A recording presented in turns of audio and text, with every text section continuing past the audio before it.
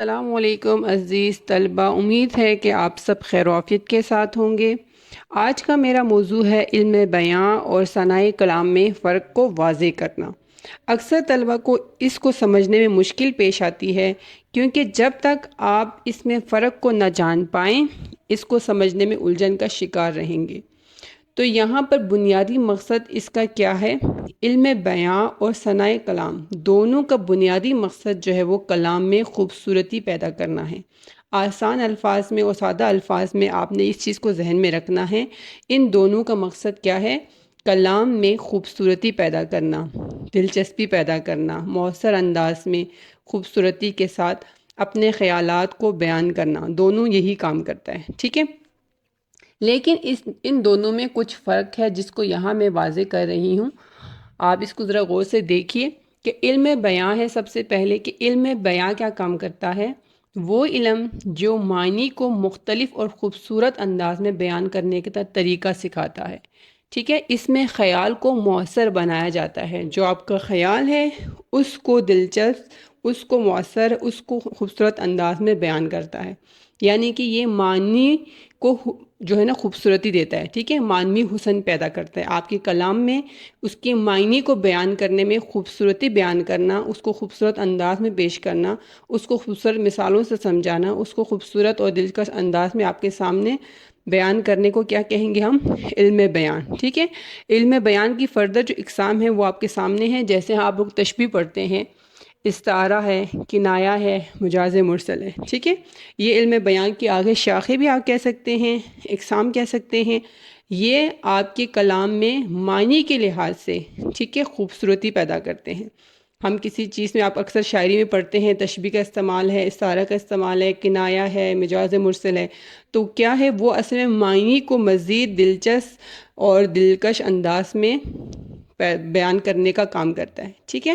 اور یہاں پہ آپ دیکھ سکتے ہیں کہ سرکل میں نے آپ کے لیے ایک ہنٹ جو ہے، ایک ٹپس ہے یہاں پر، کہ آپ کو اگر یاد کرنے میں دقت پیش آتی ہے، یاد کرنے میں مشکل کا شکار رہتے ہیں، یا اس کو یاد رکھنا آپ کے لیے مشکل ہوتی ہے، تو آپ اس کو کیسے یاد کر سکتے ہیں؟ جیسے تشبیہ ہے، تے ہے، استعارہ الف ہے، کنایہ کاف ہے، مجاز مرسل میم ہے، تو آپ یہ تے الف کاف میم تا کم، ٹھیک ہے؟ اس لفظ سے آپ جو ہے علم بیان کی شاخوں کا یاد رکھنے میں آپ کی جو ہے یہ مددگار ثابت ہوگا آپ کے لیے، ٹھیک ہے؟ تو امید ہے کہ یہ چیز آپ کو یہاں پر آسانی سے سمجھ آ گئی ہوگی کہ علم بیان جو ہے وہ کیا کرتا ہے؟ معنی کو خوبصورتی دیتا ہے، ٹھیک ہے؟ معنی کو خوبصورتی کے ساتھ بیان کرتا ہے۔ کسی بھی کلام میں، کسی بھی بات چیت میں، کسی بھی موضوع میں یہ خوبصورتی کس لحاظ سے پیدا کرتا ہے؟ معنی، اس کی معنی کو خوبصورتی دے رہا ہوتا ہے، تو یہ علم بیان یہ کام کرتا ہے۔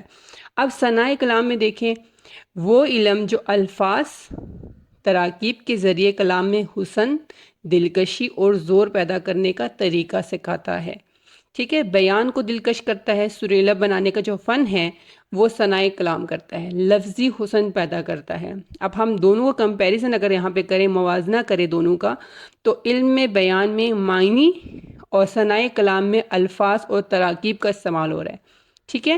اور وہ لفظی حسن پیدا کر رہا ہے، الفاظ کے ذریعے کلام میں خوبصورتی پیدا کر رہا ہے، حسن پیدا کر رہا ہے، جبکہ علم بیان جو ہے وہ معنی کو خوبصورتی دے رہا ہے، ٹھیک ہے؟ اس کی معنی کو دلکش کر کے ہمارے سامنے بیان کرتا ہے۔ اب ثنائے کلام کی اقسام یا شاخیں آپ دیکھ لیں، تضاد ہے۔ آپ شاعری میں اکثر جو ہے نا آپ پاس شاعری طرز میں، شعر کی صورت میں یہ چیزیں، یہ صنائع جو ہے نا صنعتیں استعمال ہوتی ہیں۔ تضاد ہے، تجنیس ہے، تکرار ہے، تلمیح ہے، مرات النظیر ہے، مبالغہ ہے، ٹھیک ہے؟ یہ جو ہے شاخیں، یہ صنائع کلام ہیں۔ یہ الفاظ کے ذریعے، لفظی اور تراکیب کے ذریعے آپ کے کلام کو خوبصورتی، دلکش اور سریلا بناتا ہے، ٹھیک ہے؟ اب یاد رکھنے کے لیے اس کی پھر وہی جو ہے پہلے حروف میں نے لیے ہیں، تے سے تضاد، تے سے تجنیس، تے سے تکرار، تے سے تلمیح، میم سے مرات النظیر اور میم سے مبالغہ، ٹھیک ہے؟ مبالغہ رائی جس کا ہم استعمال کرتے ہیں شعر و شاعری میں۔ تو یہ جو بنیادی کوئی اتنا خاص فرق نہیں ہے، لیکن جو فرق ہے اس کو اگر آپ ذہن میں رکھیں گے تو میرا خیال نہیں کہ آپ اس کو دوبارہ بھولیں گے، اور انشاءاللہ یہ آپ کے ذہن میں رہے گا اور آپ کو جو ہے مزید اس کو سمجھنے میں آسانی پیش آئے گی، ٹھیک ہے؟